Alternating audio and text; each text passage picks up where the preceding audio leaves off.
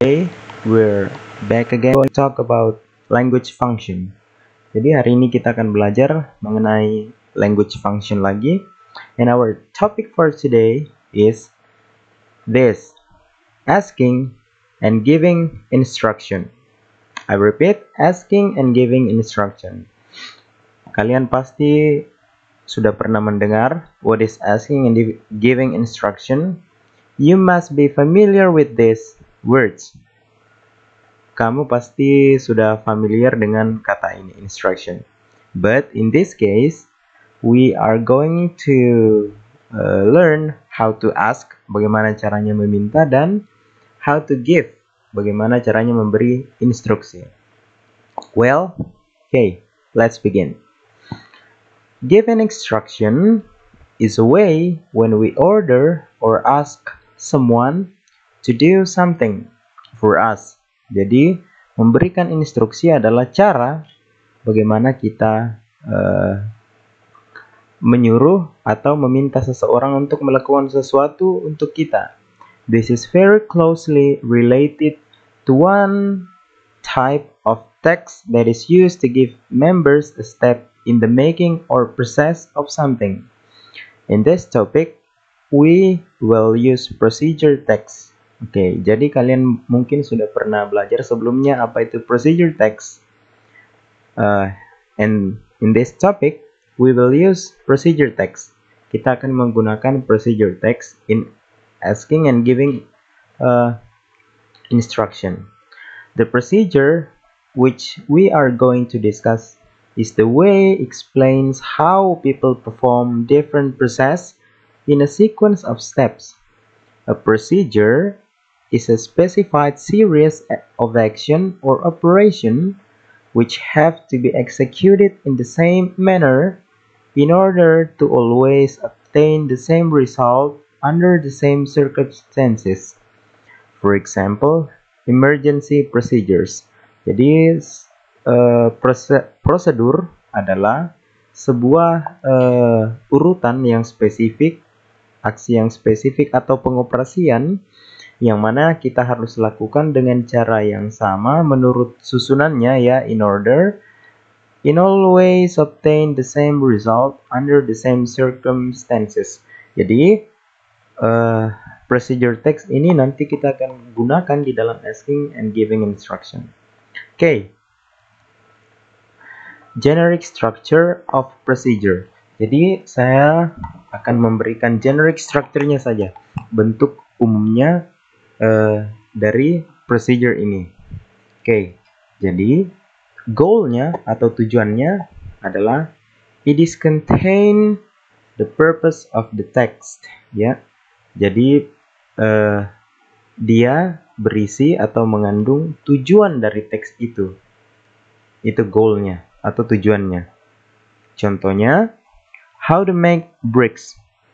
Do you still remember what bricks? Bricks is batu bata, ya. Jadi judul besarnya adalah how to make bricks. Kemudian masuk ke material or ingredients. Jadi material atau bahan-bahannya. It is contained of the material that used in the process. Example, the material make bricks is clay, sand, water, ash, and etc. Jadi material atau ingredient ini adalah bahan-bahan yang kita gunakan di dalam nanti prosesnya pembuatan batu bata. Kemudian step. This is the main content atau this is the main parts of generic structure of procedure. Jadi ini adalah bagian terpentingnya. It is contained of the steps to make something in the goal. Jadi goalnya, cara mencapai tujuan atau goalnya inilah yang dijelaskan di dalam step. Contohnya, first, look for a good clay. Jadi carilah tanah liat yang bagus. Second, clean the clay. Jadi bersihkan, mungkin ada kotoran-kotoran di tanah liat tersebut. After that, make mud from clay. Buat lumpur dari tanah liat itu, dan seterusnya.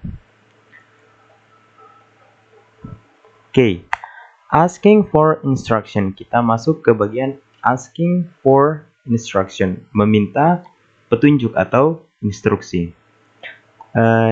You may use one of these examples. Kalian bisa menggunakan salah satu dari contoh-contoh ini. How do I ...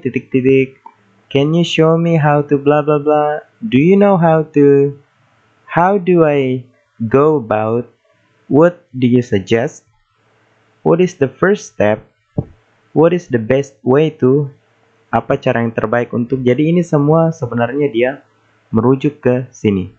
Asking for instruction. Misalnya kalian mau tahu cara membuat semen, ya. Kalian akan bertanya mengenai instruksinya. How do I make cement?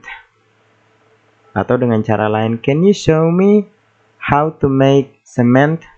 Atau can you show me how to make a good foundation? Pondasi yang bagus, itu sama saja, ya. And then giving instruction.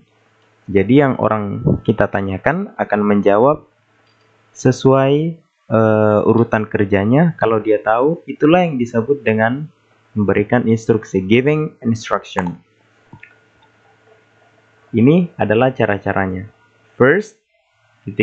yang pertama adalah you bla bla bla. Then, ini then kita bisa juga ganti dengan and then, ya, sama. Next, lalu kemudian lastly.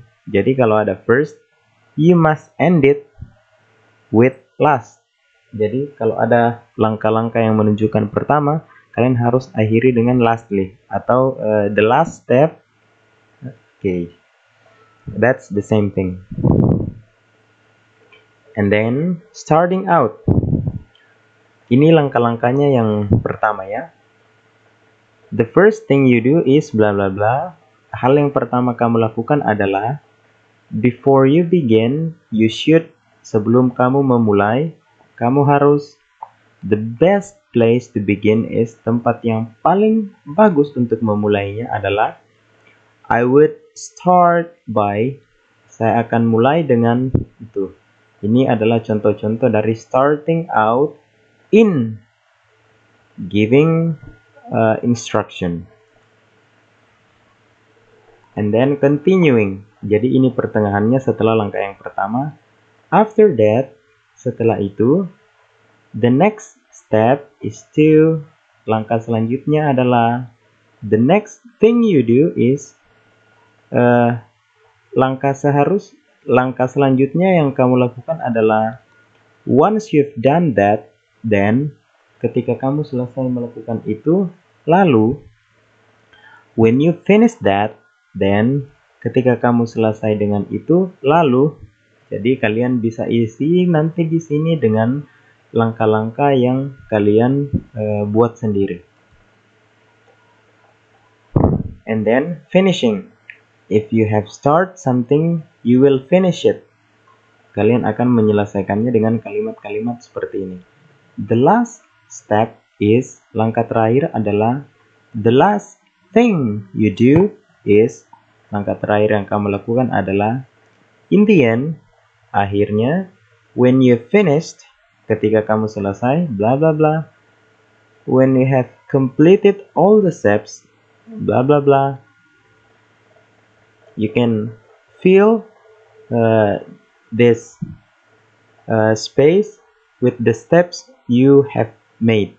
Jadi kalian bisa isi titiknya dengan langkah-langkah yang kalian buat menurut instruksi yang telah kalian susun sebelumnya. Well,